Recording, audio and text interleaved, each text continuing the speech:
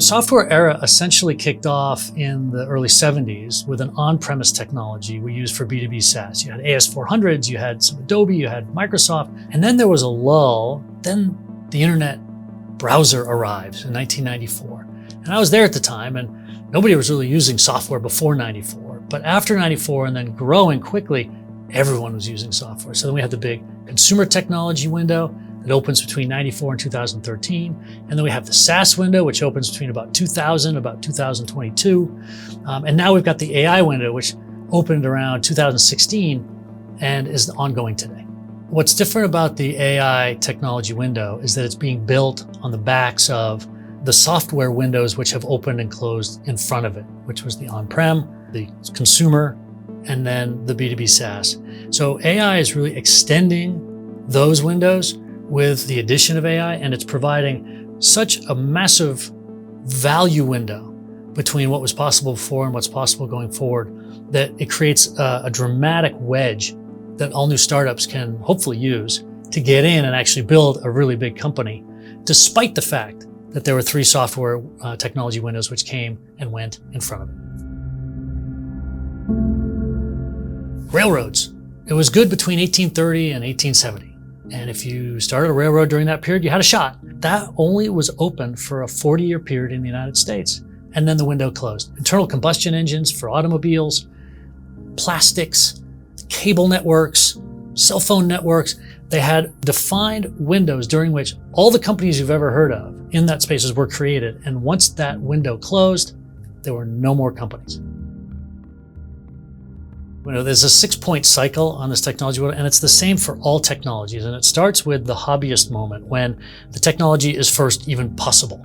And at that point, only people who are truly passionate about it are interested in and playing around with it. It doesn't matter how much money you have. It matters that you're passionate about it. You're emotionally connected to it. You're just interested in it. That's the hobbyist moment. Then what happens is you get this status moment where one of the hobbyists gets lucky and suddenly they either make a lot of money or they get a lot of status because they've been playing around with this new technology and something is newly amazing. Hi. He's also a rich guy owning roughly $250 million in stock of Netscape. And then attention is attracted to them. That creates status and money. Now everyone's interested because that's what the whole world outside of the hobbyist world can understand. The third phase is where we call knowledge diffusion. So now that people are interested in it, they look around. How do I learn about this technology? What do I do? What is it useful for? What markets can I apply it to? This is knowledge diffusion. Then you have the fourth phase, which is competition rushes in. Comes in from everywhere because everyone wants a piece of what's next. The fifth stage is where incumbents arrive. And this is because they've achieved network effects, or they have just a better management team than you, or they've achieved scale effects, so their margins are higher and their costs are lower.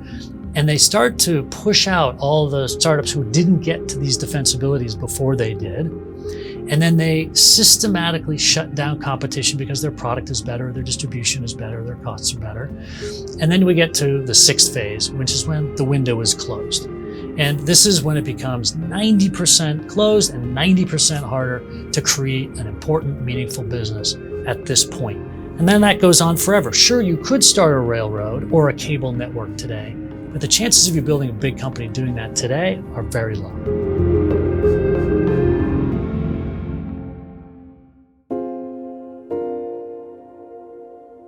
So where are we in the AI technology cycle?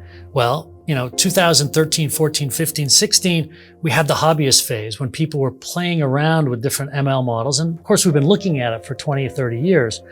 But this is when more and more people started to get interested in it. 2016, OpenAI gets funded as a nonprofit. Remember, it was very early. Still, not a ton of people paying attention, just a few venture capitalists and a few very smart people. Then we get the transformer model of 2017. Still, they come out with GPT-2. Nobody pays attention. They come out with GPT-3. They're actually quite surprised. Still, nobody paying attention to it. But then ChatGPT comes along. They open that up. They get 100 million users. Overnight, you have the second phase of the technology window, which is the status moment. Suddenly, somebody's making money off of it. Somebody's got status out of it. So now, The knowledge diffusion phase starts where everyone gets interested, everyone tries to understand, there's a new nomenclature that everyone learns, everyone writes about it, there's blog posts, there's TV shows, there's conferences about it. The knowledge is diffusing. What is this thing? What is ML? What is AI? How do I use it? What markets can I apply it to? Meanwhile, VCs are starting to learn how to move into the fourth phase, which is to fund new competition. You have this plethora of companies running around all doing the same ideas for a while, and we're about to start getting to the incumbent phase. And we don't know what that'll look like, but we're about to start arriving in that area. And then at some point in the next 4 to 12 years, you'll start to see the window closing. It'll be harder and harder for new companies to come in and actually create giant companies using AI as the wedge, using AI as the core technology that differentiates them in the market, because AI will be so diffused and understood in the market. Another technology window that's still open is crypto.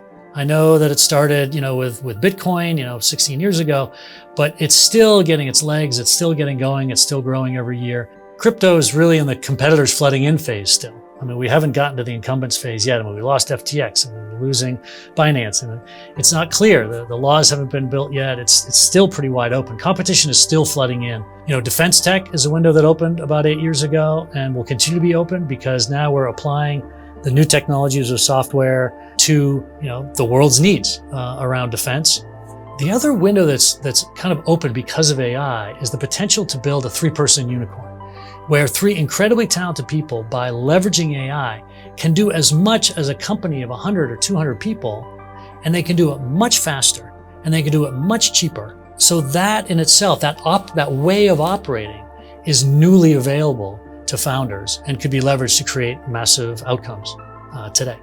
It's easier for me to see some of these open technology windows, but really great founders are the ones who find those technology windows that I'm not even aware of. They're the ones who are coming into me saying, I've discovered this is what I'm interested in, this is what I'm passionate about. And as a person investing money in that, it's my job just to say, I agree with you, or I see it too, now that you've pointed it out to me.